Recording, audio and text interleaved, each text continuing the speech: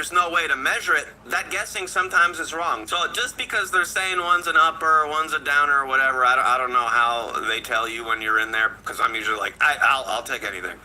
It doesn't matter. But everything's a hybrid. All the hybrids are hybrids. All the sativas are hybrids. All the indicas are hybrids. There's not 2 different kinds of highs. There's not 3 different kinds of highs. It's more complex than that. So don't just follow into the basic marketing trap, but you want the red one or the blue one or the purple one in the middle. Because they're all purple.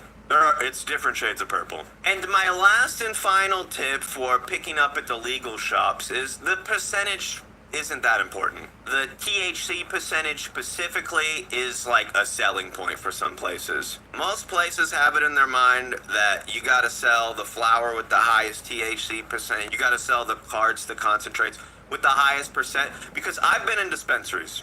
Most basic shoppers, most people that just go in once a week and spend $50, $100, most of the average shoppers in there, they just go in and they say, I want a sativa and I want the highest percent you got. That's most people shopping, unfortunately. And I feel like it's a never-ending loop, because a lot of the bud tenders will ask you sativa or indica, and they'll start telling you what percents they have, and then they'll go, I think I have a higher one, I think I have a higher one. So just because something has a bigger number on it doesn't necessarily mean it's going to make you higher.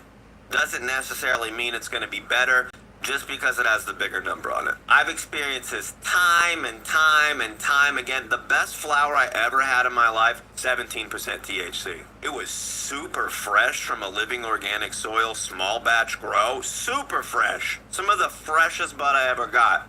It was only 17%. So good.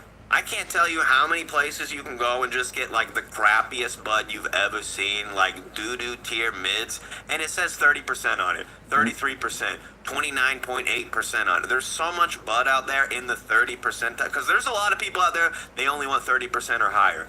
They don't look at anything under. People are like, I don't buy anything unless it's 30% or higher, because I'm just wasting my blah, blah, blah, blah, blah.